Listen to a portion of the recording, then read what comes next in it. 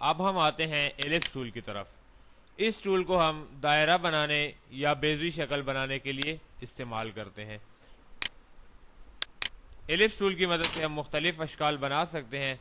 For example, अगर मैं चाहूँ तो इससे कोई भी मोनोग्राम तैयार कर सकता हूँ या कोई भी डिज़ाइन बना सकता हूँ।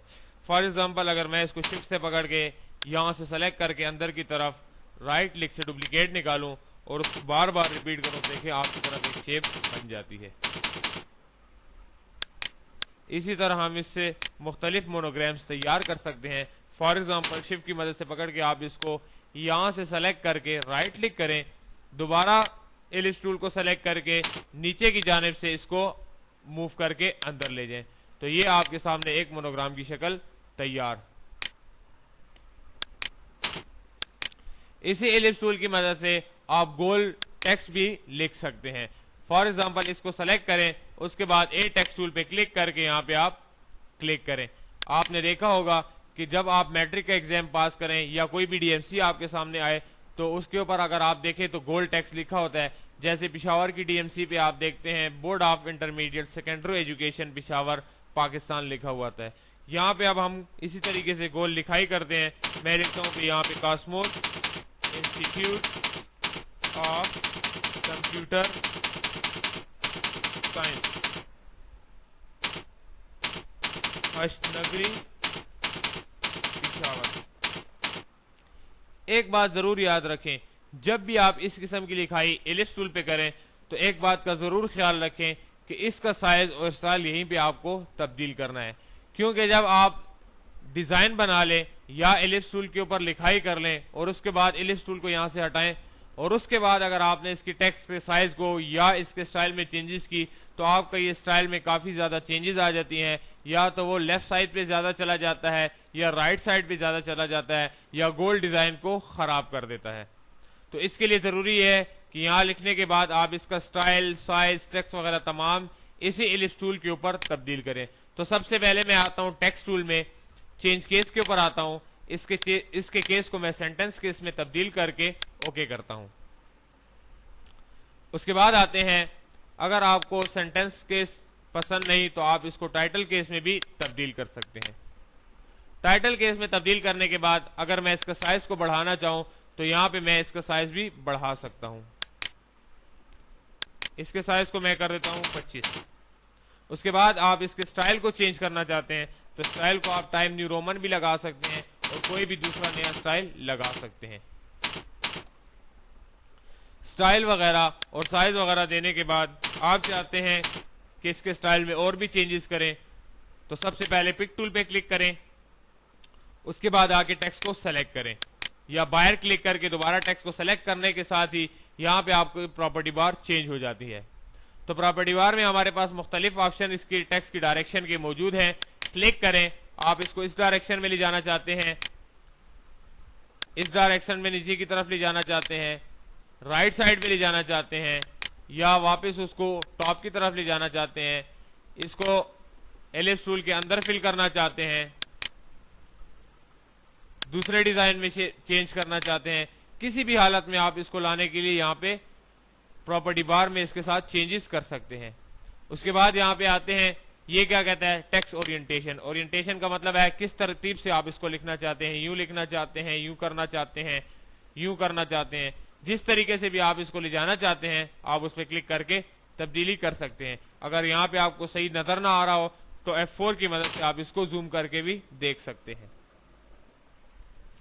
उसके बाद आते हैं प्रीसेट में, हमारे पास प्रीसेट की लिस्ट पड़ी होती है, इसमें भी टेक्स्ट के मुख्तलिफ डायरेक्शन दिखाई गई हैं। किसी भी डायरेक्शन पे क्लिक करके आप उसको चेंज कर सकते हैं। इन तमाम ऑप्शंस को चेक करने के बाद अगर आप चाहते हैं तो ये सुर्ख किस्म के डॉट से भी पकड़ के आप इसको आगे पीछे मूव कर सकते हैं। यहां से सेलेक्ट करके इसको यहां ले जा सकते हैं, ऊपर ले जा सकते हैं, जिस साइड पे आप इसको मूव करना चाहें वहां पे उसको ले जा सकते हैं। एक और बात का ख्याल जरूर रखिएगा कि इस सी और आखिरी आर जो आपको नजर आ रहा है इनके दरमियान फासला भी बिल्कुल ठीक होना चाहिए।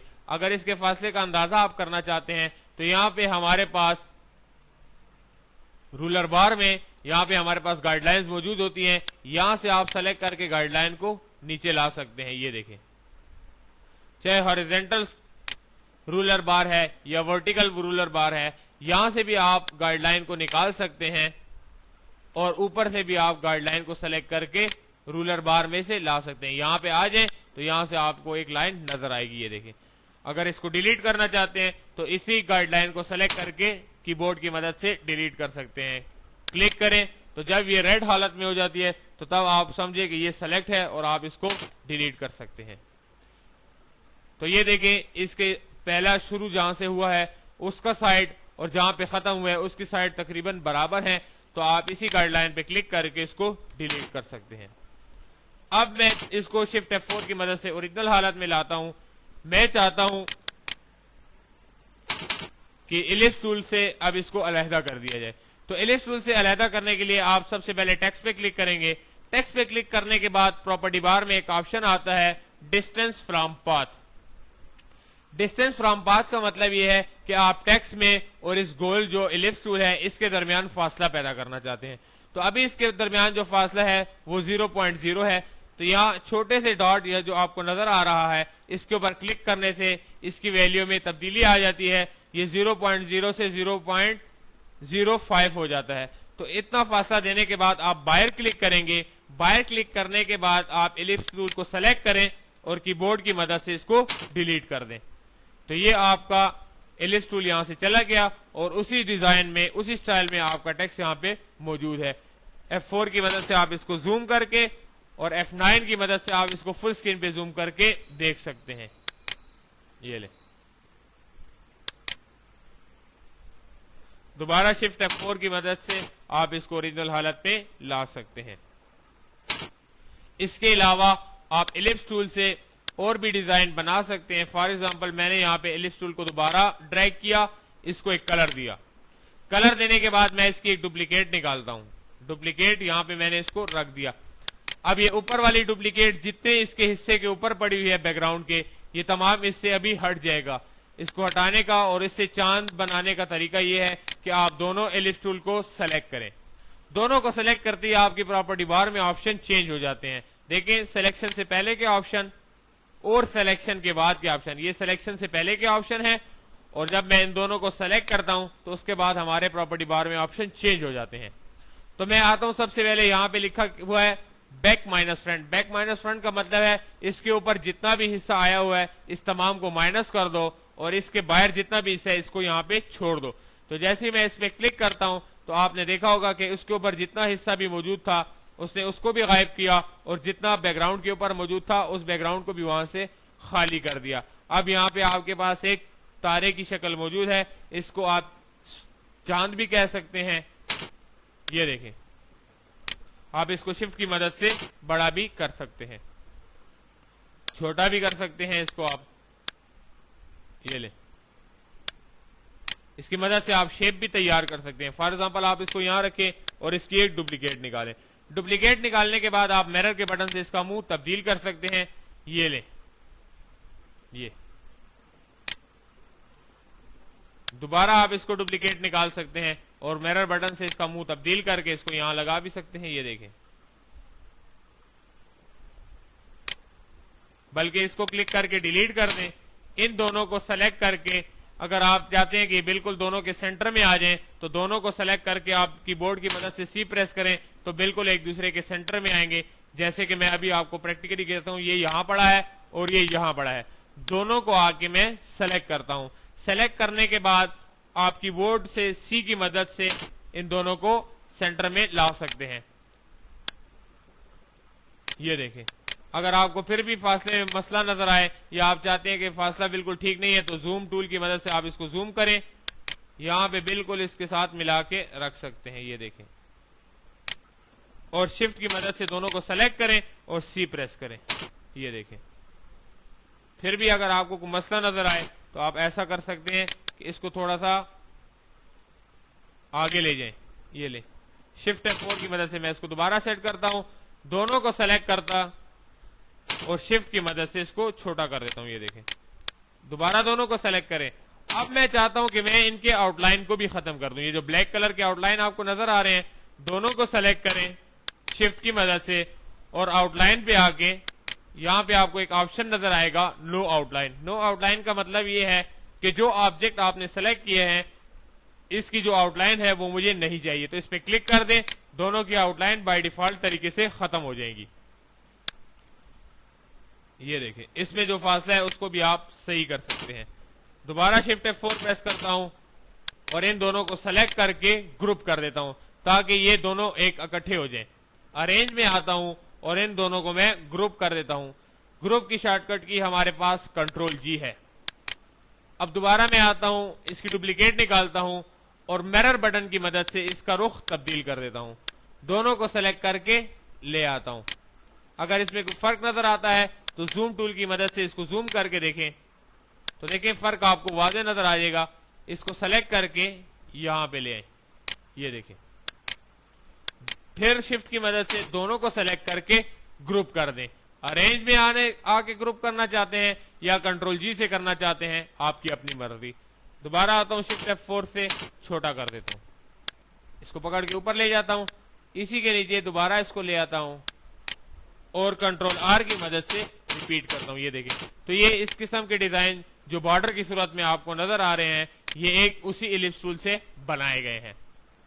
अगर आपको इनमें फर्क नजर आए तो दोबारा C प्रेस करके आप इसको बिल्कुल सीधा कर सकते हैं और दोबारा अरेंज में जाके इसको ग्रुप कर दें या जस्ट कंट्रोल G के साथ आप इसको ग्रुप कर सकते हैं।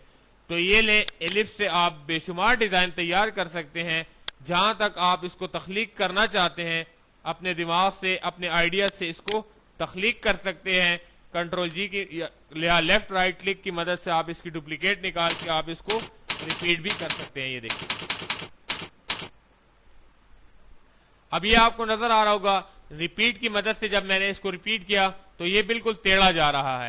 अगर ये टेढ़ा जा रहा है तो सबको सेलेक्ट कर लें और आप चाहते हैं कि आप इसको हॉरिजॉन्टल वर्टिकल दोनों सेंटर में करना चाहते हैं या हॉरिजॉन्टल सेंटर में करना चाहते हैं या वर्टिकल सेंटर में करना चाहते हैं, तो अलाइन सेंटर करना चाहते हैं तो इसके लिए आप E प्रेस करेंगे तो बाय डिफॉल्ट तरीके से ये बिल्कुल अलाइन सेंटर हो जाएगा। ये देखिए,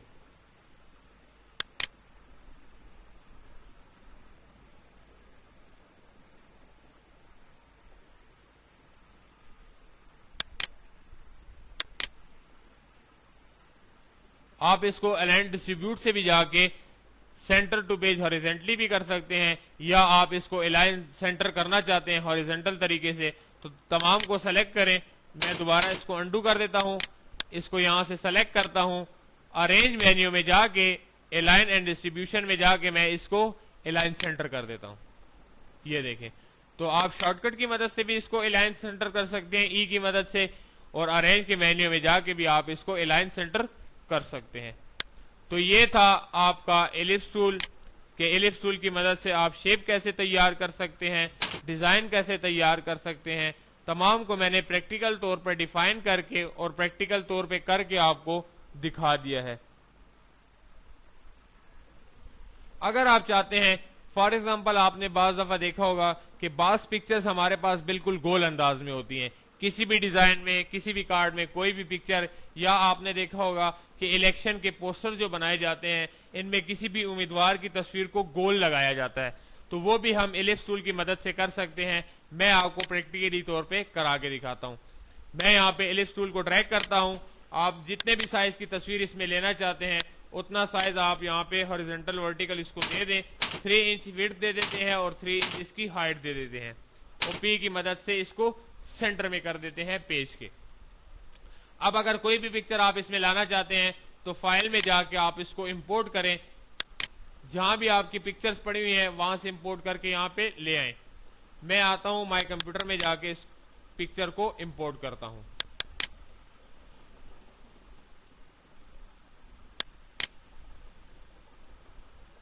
यहां पे क्लिक करने के बाद आप इसको प्रीव्यू करें, ये आपके पास बेशुमार मुख्तलिफ पिक्चर्स पड़ी हुई हैं। मैं आता हूं और इस पिक्चर को इसमें डालता हूं। तो सबसे पहले इंपोर्ट पे जाके पिक्चर को ले आए और इस पिक्चर को शिफ्ट की मदद से छोटा कर दें। छोटा करने के बाद इसी पिक्चर को सेलेक्ट करें, इफेक्ट्स में जाके पावर क्लिप की मदद से आप इस पिक्चर को इस एलिप्स टूल में डाल सकते हैं। आपने जैसे ही इफेक्ट पे गए, पावर क्लिप के सामने आपको प्लेस इनसाइड कंटेनर नजर आ रहा है, इस पे क्लिक करें, ये आपको एक तीर का निशान देगा। इस तीर के निशान का मतलब ये है कि आप इस पिक्चर को कहां ले जाना चाहते हैं, तो जहां भी आप इसको पुट करना चाहते हैं वहां पे आप क्लिक कर दें, तो बाय डिफॉल्ट तरीके से ये पिक्चर जो है इस इलिप्स टूल में इंटर हो जाएगी। अब ये पिक्चर मुझे पूरी नजर नहीं आ रही, मैं इसमें कोई एडिटिंग करना चाहता हूं, मैं चाहता हूं कि ये पिक्चर मुझे बिल्कुल दरमियान में नजर आए। उसके बाद मैं जाता हूं इफेक्ट्स पे, पावर क्लिप में जाता हूं, यहां पे मैं इसको एडिट कर देता हूं। अगर आप इसको एक्सट्रैक्ट करेंगे तो ये पिक्चर बिल्कुल इससे बाहर चली जाएगी। अगर आप इसको एडिट कंटेंट्स करेंगे तो ये आपको इजाजत देती है कि आप इसमें लाके इसमें चेंजेस कर सकते हैं, इस पिक्चर को छोटा कर सकते हैं, इसको एडजस्ट कर सकते हैं। ये देखें, यहां से भी आप इसको छोटा कर सकते हैं, ये देखें, ये ले। उसके बाद जाके जब आप कहें कि समझते हैं कि पिक्चर सेट हो गई है, इफेक्ट्स में जाके, पावर क्लिप में जाके आप इसको फिनिश एडिटिंग कर सकते हैं। ये देखिए, फिनिश एडिटिंग दिस लेवल, इस पे आप क्लिक करेंगे तो आपकी एडिटिंग स्टॉप हो जाएगी। ये देखें, तो वही पिक्चर जो आपको रेक्टेंगल की शेप में नजर आ रही थी अभी इलिप्स टूल में नजर आ रही है। उसके बाद अगर आप चाहते हैं कि इस इलिप्स टूल के जो साइड पे आउटलाइन नजर आ रही है ये भी गायब हो जाए, तो वही तरीका जो इससे पहले मैंने आपको बताया है, आउटलाइन पेन डायलॉग पे चले जाएं और इसके आउटलाइन को नो कर दें। नो आउटलाइन का मतलब ये है कि ये आउटलाइन मुझे नहीं चाहिए। इसके क्लिक करते ही आपके इलिप्स टूल से आउटलाइन गायब हो जाएगी और शिफ्ट F4 की मदद से आप इसको ओरिजिनल हालत पे ला सकते हैं। तो ये था इलिप्स टूल का इंट्रोडक्शन, इसका प्रैक्टिकल और थ्योरेटिकल कंसेप्ट जो मैंने आपको स्क्रीन पे करके और समझा के बता दिया।